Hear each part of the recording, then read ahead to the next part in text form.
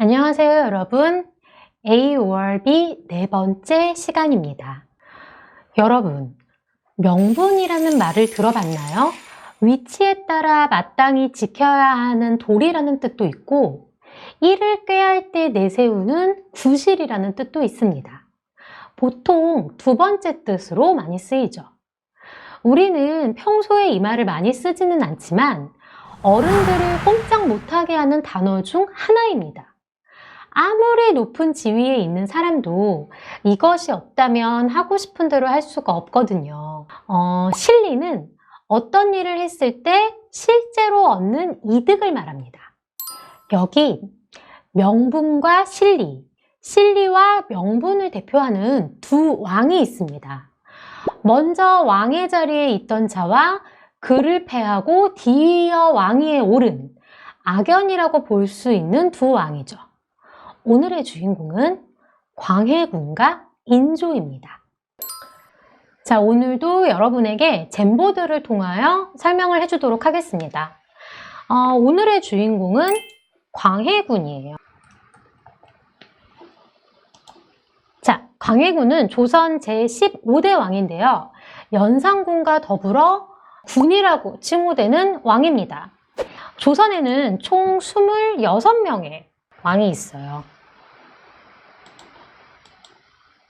자, 이는 조선의 마지막 황제 순종을 제외한 수입니다.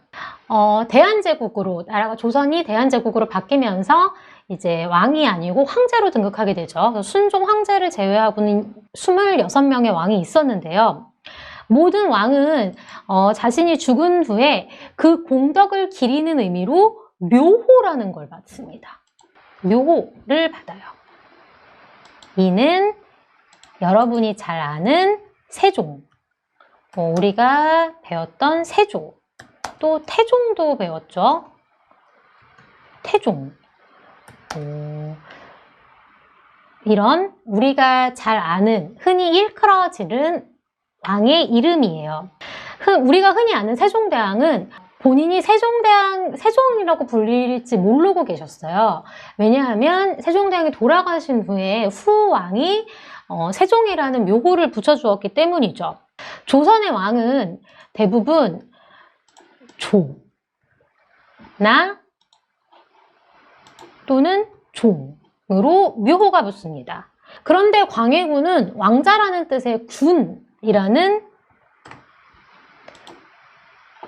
말이 붙어요. 이것은 묘호가 아닙니다. 왜냐하면 광해군은 왕 위에서 쫓겨난 왕이기 때문이죠. 이것은 연산군도 마찬가지인데요. 연산군은 재위 기간에 너무나 많은 인명 피해를 일으켰기 때문에 왕 위에서 쫓겨났고요. 광해군은 좀 여러 가지 실정이 있었긴 했지만 그래도 그 당시에 힘이 센 서인 집단의 신하들에게 쫓겨난 면이 있습니다. 그렇다면 젠보드를 좀 정리해 볼게요. 묘호에 종과 종이 있고요. 광해군은 군입니다. 조선은 순종을 제외한 26명의 왕이 있죠. 그리고 우리가 알고 있는 세종, 세조와 같은 것이 바로 묘호입니다. 자, 오늘의 주인공 두 인물을 좀 살펴볼까요? 아까 그 광해군과 인조가 명분과 실리를 대표한다고 하였는데 광해군은 실리를 대표하는 인물입니다. 어린 시절에 임진왜란을 수습하라는 아버지 선조의 명을 받고 세자로 책봉돼서 목숨을 걸고 백성을 구하러 나섭니다. 어린 세자가 동분서주하는 모습을 보며 백성들은 광해군을 왕보다 더 인정을 하게 돼요. 근데 이게 아버지 선조의 질투를 사게 되죠. 선조는 이순신 장군도 매우 질투해서 수시로 괴롭혔었잖아요. 광해군을 또 질투해서 세자 자리에서 내치고 2살짜리 영창대군을 세자로 다시 삼으려고 합니다. 하지만 갑자기 선조가 세상을 떠나게 되면서 광해군은 왕의 자리에 오르게 되죠. 이때 당시의 세력가인 북인 집단이 광해군에게 왕권 강화를 이유로 동생을 죽이라고 합니다. 광해군은 이때 그 말을 따른 게 후에 쫓겨나게 된 가장 큰 명분이 되는 것이죠. 당시 조선은 명나라와 관계가 좋았는데요. 명나라의 힘이 약해지고 청나라의 힘이 강해져 중국 땅의 주인이 바뀌는 시점이었습니다. 신하들은 명나라가 임진왜란 때 우리를 도와줬으니 우리도 명나라를 도와야 한다고 주장하지만 광해군이 가만히 보니 청나라가 이길 것 같은 거예요. 그래서 명나라와 청나라 사이에서 중립을 지키며 어떻게 해야 조선의 피해를 최소화할지 고민합니다. 이것이 신하들의 반발을 샀죠. 당시 신하들에게 명나라를 배신하는 것은 상상도 할 수 없는 일이었거든요.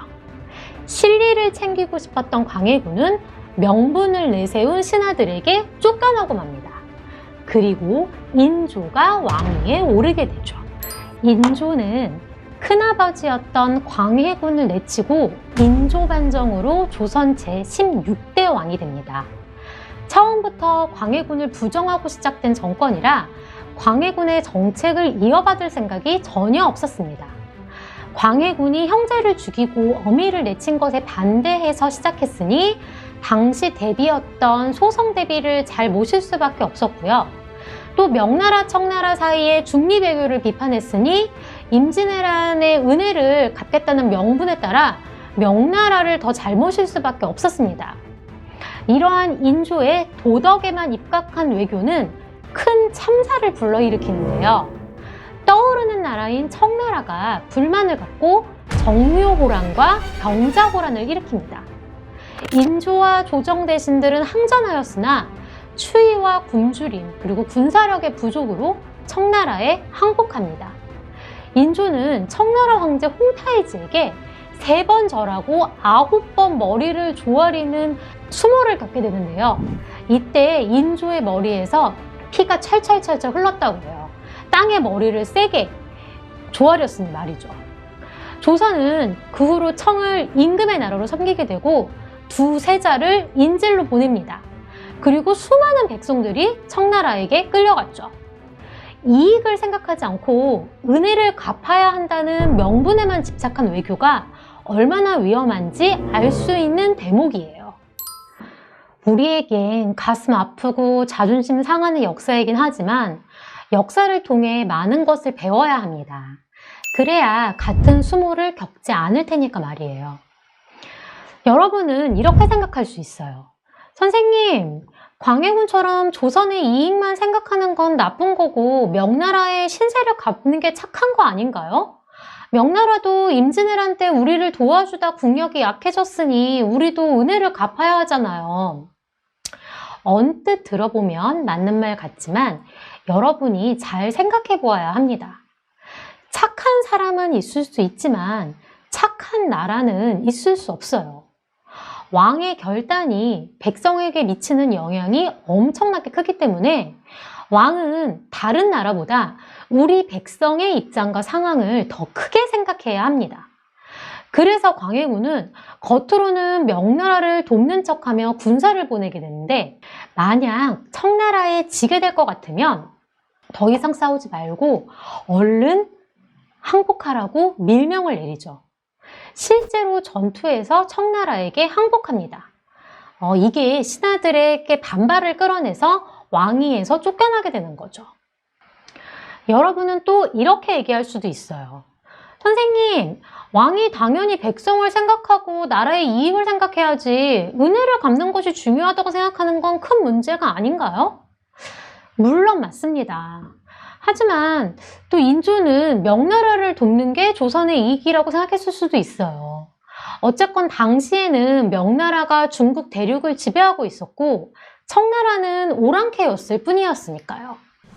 이래서 외교는 현실을 정확하게 파악하는 게 가장 중요합니다. 잘못된 판단은 나라를 쑥대밭으로 만들 수 있거든요. 명분과 실리, 실리와 명분은 이렇게 딱 구분할 수 없는 문제이기 때문에 판단하기 어렵습니다. 자, 여러분은 광해군과 인조 누가 옳다고 생각하시나요? 선생님이 광해군과 인조에 대해 알록달록하게 정리해서 이렇게 예쁜 그림으로 보여주었죠. 이렇게 여러 단어가 보여지는 것을 워드 클라우드라고 합니다. 어떤 단어는 크고 두꺼운 글씨로 표현되었고 어떤 단어들은 작고 세밀한 글씨로 표현되었죠.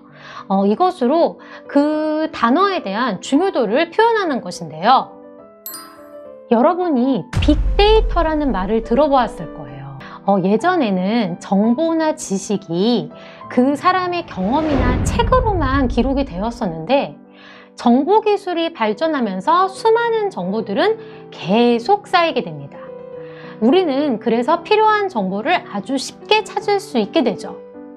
하지만 그냥 아주 많은 정보는 우리에게 의미가 없어요. 이 정보를 잘 정리하거나 분석하면 인공지능이 이것을 학습해 우리 생활에 도움을 줍니다. 이것이 나에게 의미 있는 정보가 되는 것이죠. 워드 클라우드도 우리가 정보를 의미 있게 확인할 수 있도록 만들어졌어요. 예를 들어 설명해 줄게요. 위키백과에서 광해군을 검색한 내용입니다. 쭉 보면 정말 많은 정보가 있지만 우리가 한눈에 이 정보를 알아보기는 쉽지 않죠. 굉장히 많은 정보가 나열되어 있는 것이거든요.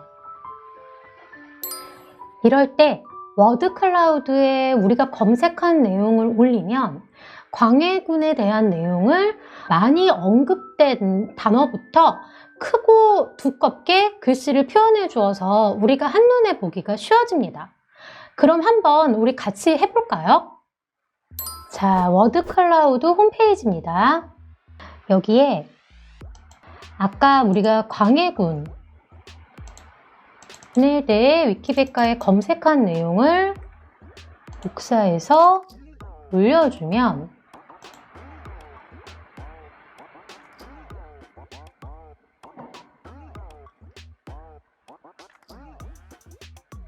자, 이렇게 모양을 좀 바꿔볼게요.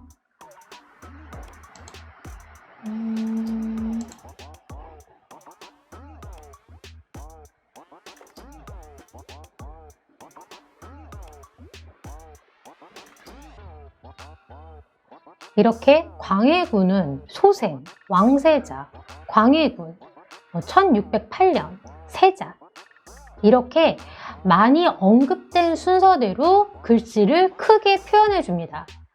그런데 여기서 중요한 중립외교 또는 임진왜란 같은 단어는 눈에 띄게 보이지가 않아요. 그 이유는 워드 클라우드는 글자의 내용을 판단하는 것이 아니라 그 단어가 얼마나 많이 나왔는지만 분석해서 표현해 주기 때문이에요. 그래서 문장에 자주 사용되는 조사나 또는 그냥 단순히 많이 나온 단어들 이런 것들이 더 크고 굵게 표현된 것이죠. 이러한 결과 때문에 우리는 하나 확실히 알 수 있습니다. 여러분이 강조하고 싶은 아주 중요한 단어들은 워드 클라우드를 작성할 때 많이 반복되도록 표현해 주어야 한다는 것이에요. 이것은 빅데이터를 다룰 때도 마찬가지입니다. 분석하려는 정보가 제대로 된 것이어야지 분석의 결과가 의미 있는 것이죠. 이번에는 두 사람에 대해서 또 다른 방법으로 정보를 확인하러 가볼까요? 구글 트렌드에 들어가 보겠습니다. 구글에 구글 트렌드를 치고 들어가 보면요. 이 구글 트렌드는 전 세계 사용자들의 검색어 동향을 알려주는 사이트예요. 그래서 오늘의 주제가 광해군이니까 광해군을 한번 검색해 볼게요.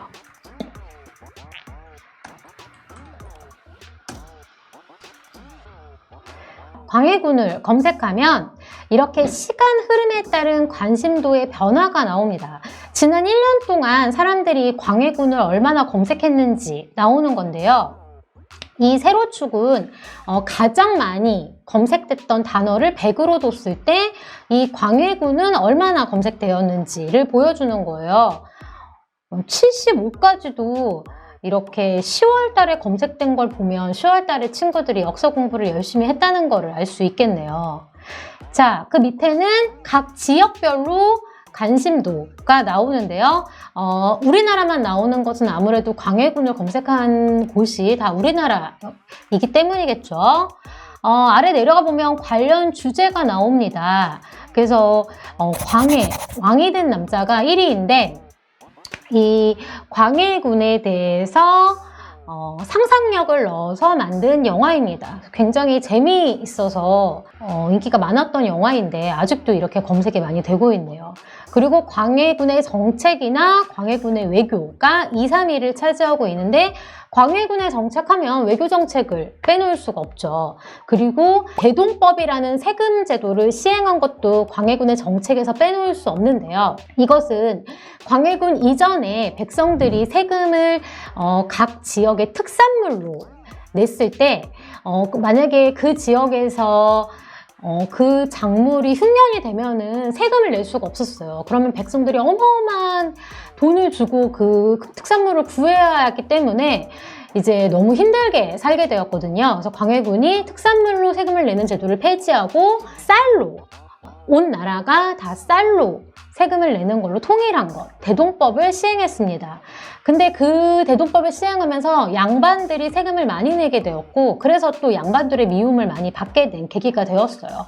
이 외교는 광해군의 중립외교, 아까 설명했듯이 명나라와 청나라 사이에서 줄타기를 한 이 중립외교 하면 광해군을 빼놓을 수가 없죠. 인조 반정은 광해군이 왕에서 쫓겨나고 인조가 왕이 된 반정을 말하는 거고요. 또 광해군 하면은 유일하게 왕자로 같이 대우받는 게 연산군이잖아요. 그래서 연산군도 관련 주제어로 뽑혔습니다.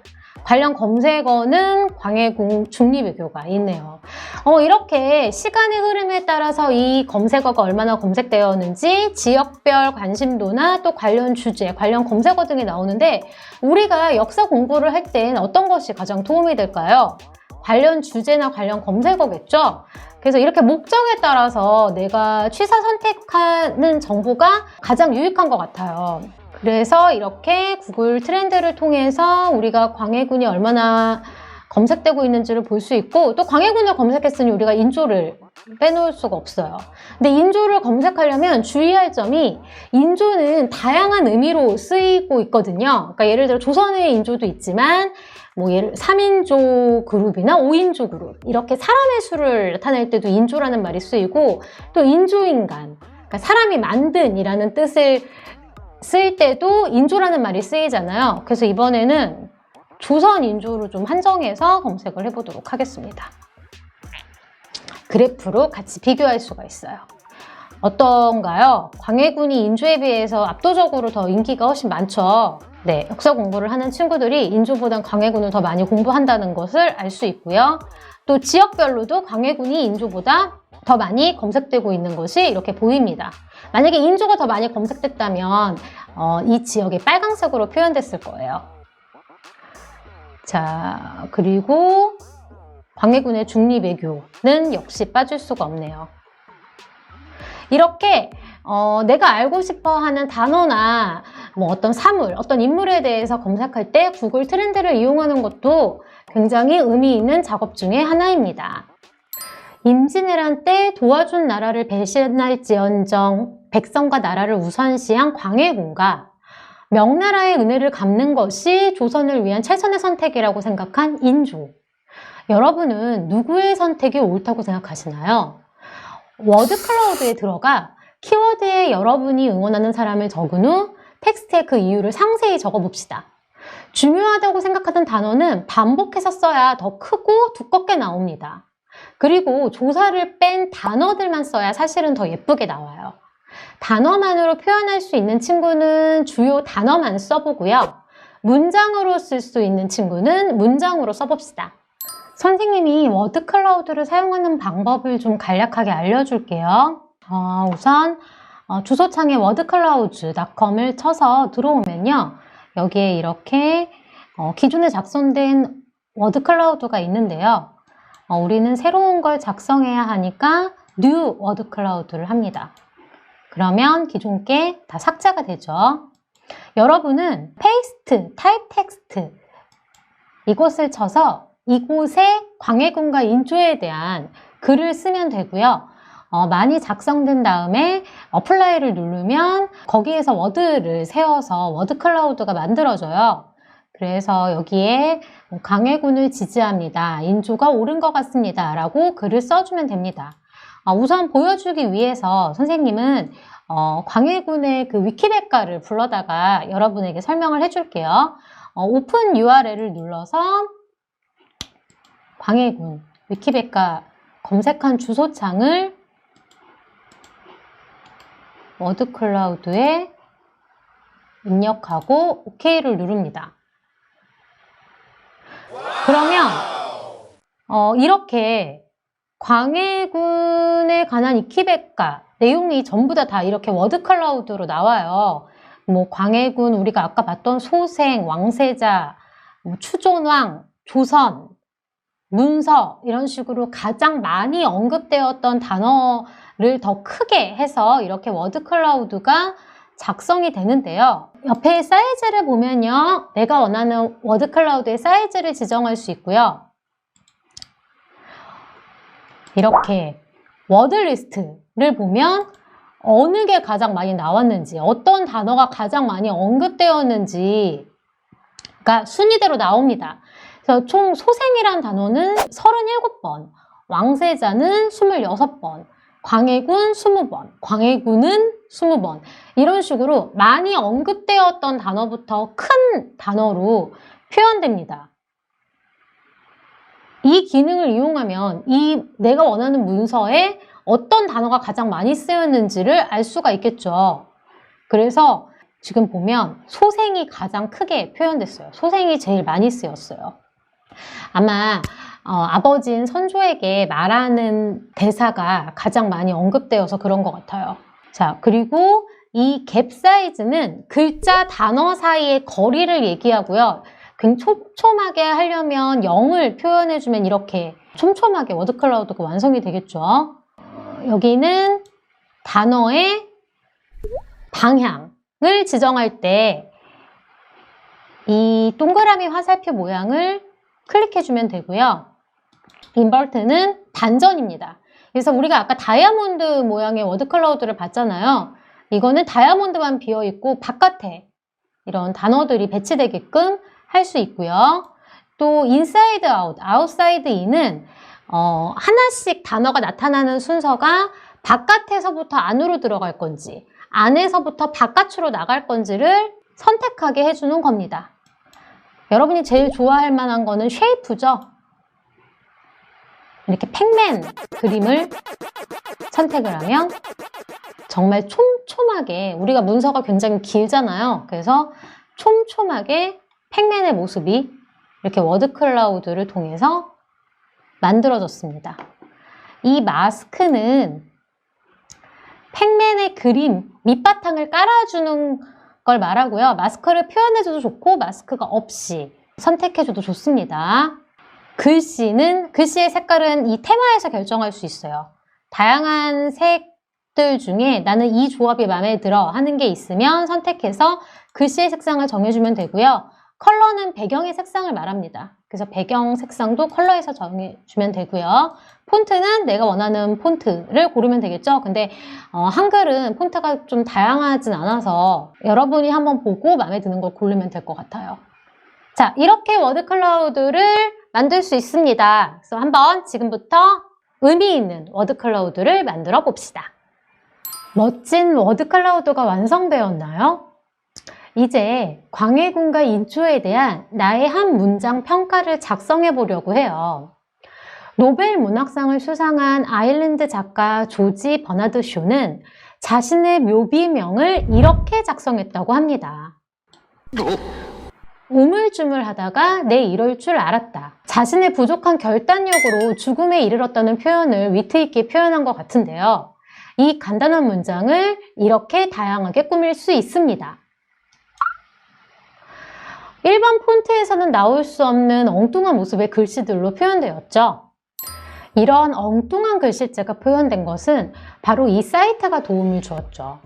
요즘 인스타그램이나 페이스북처럼 SNS가 발전하면서 나의 글을 재미있고 톡톡 튀게 표현하고 싶은 사람들이 많아졌어요. 여러 사람들이 새로운 폰트나 이모티콘, 글씨, 아트 프로그램을 만들어서 공유하고 있었는데 각각 그게 따로 있어서 사람들이 활용하기가 어려웠죠. 마치 데이터는 아주 많지만 그대로는 무의미한 것처럼 말이에요. 이 사이트를 만든 개발자가 새로운 폰트, 이모티콘, 글씨, 아트 프로그램을 한 곳에서 편리하게 활용할 수 있게 만들어주면서 많은 사람들이 유용하게 사용할 수 있게 해줬습니다. 이러한 면에서는 많은 정보를 한눈에 보게 할 수 있는, 그래서 의미를 우리에게 전달해주는 워드 클라우드와 비슷하다고 할 수 있겠네요. 자, 이렇게 주소창에 sns키보드.com을 치고 들어오면요. 다양한 서비스 목록이 준비되어 있습니다. 그래서 인스타 폰트나 데코 폰트, 이렇게 우리가 키보드를 쓸 수 없는 폰트들이 있고요. 뭐 특수 문자, 이모티콘, 이모지, 아스키 아트, 카톡에 큰 글씨로 쓸 수 있는 법, 이런 것들이 다 서비스로 제공되고 있네요. 자, 선생님은 여기서 펜시 폰트에 한번 들어가서 여러분에게 보여주겠습니다. 인공지능 역사 수업 재미있어요 라고 문장을 쓰고요. 이것을 한번 바꿔보겠습니다. 이 왼쪽 밑에 트랜스폼이 있거든요. 트랜스폼을 클릭하면 자, 지금 이렇게 키보드로 표현할 수 없는 폰트를 사용해서 선생님의 문장을 예쁘게 꾸며주었죠. 그래서 이것을 이렇게 터치해서 내가 쓰고 싶은 블로그나 인스타그램에 복사해서 붙여넣기만 하면은 됩니다. 이거 말고 또 다양한 것들이 있는데 이번에는 데코 폰트를 한번 써볼까요? 역사 수업 재미있어요. 이번에는 컨버트를 해봅니다. 그러면 역사 수업 재미있어요가 아래에 정말 다양하게 표현되는데 이렇게 네모 있어도 복사해서 붙여넣기를 하면은 거기서는 나의 문장이 제대로가 나와요. 그래서 이렇게 뭐 역사 수업 재미있어요 하면은 특수 문자를 복사했다고 나오죠. 내가 복사하고 싶은 부분을 복사해서 블로그에 붙여 넣으면 나의 표현을 아주 자유롭게 할 수 있습니다. 근데 영어로 써있는 문장들이 조금 더 예쁘게 나오고 좀 더 다양하게 표현되는 거는 있는 것 같아요. 왜냐면 세계인들이 또 영어를 많이 쓰다 보니까 영어 문장이 더 예쁘게 나오고 한글 문장도 이렇게 다양하게 표현할 수가 있습니다. 여기에 아스키 아트라고 또 재밌는 걸 봤어요. 우리가 예전에 문자만 보냈을 때는 이렇게 문자로 그림을 그려서 했는데 나의 뜻을 친구에게 이렇게 문자로 보낼 수도 있고 또 이렇게 하트 모양을 가져다가 붙여 넣으면 나의 사랑을 또 표현할 수가 있겠죠. 다양하게 재미있는 것들이 많이 있으니 여러분이 들어가서 활용해 보시면 좋을 것 같아요. 선생님이 이렇게 가르쳐 주었으면 분명히 선생님이 뭘 하라고 할 게 있을 것 같죠? 맞습니다. 선생님이 아까 광해군이 왕의 자리에서 쫓겨나서 묘호를 받지 못했다고 했잖아요. 우리 묘호를 받지 못한 광해군을 위해 광해군의 묘비에 한 줄의 평가를 남겨줍시다. 조지 버나드 쇼가 그의 인생을 한 문장으로 나타낸 것처럼 말이에요. 물론 인조에 대해서 평가해주는 것도 좋습니다. 그리고 아까 그 sns키보드.com에 가서 여러 폰트의 디자인으로 한번 꾸며봅시다. 선생님은 광해군을 이렇게 표현해주고 싶어요. 조선을 사랑한 내 마음이 중리배교였어. 명나라와 청나라 사이에서 백성들을 위해 줄타기를 했던 광해군의 마음을 표현한 것인데요. 여러 폰트로 나타내보면 이렇게 다양하게 표현할 수 있습니다. 굉장히 예쁘게 표현되었죠? 여러분도 한번 광해군의 묘비에 써줄 평가를 만들어 봅시다. 이 사이트가 익숙해지면 여러분의 인스타그램이나 블로그를 꾸밀 때 아마 잘 활용할 수 있을 거예요. 다음 시간은 부자지간의 이야기를 들어볼 차례군요. 구한말 세계의 열강들의 제국주의 정책으로 조선은 바람 앞에 등불이 됩니다. 힘센 유럽과 미국이 수시로 찾아와 나라의 문을 열라며 대포를 뻥뻥 쏘는 통에 조선의 지배층은 정신을 차릴 수 없었어요. 조선을 지키기 위해 나라의 문을 굳게 닫은 흥선대원군과 조선을 강하게 만들기 위해 나라의 문을 열려 하는 고종. 이 두 사람의 이야기를 들어보겠습니다. 그럼 다음 시간에 다시 만나요.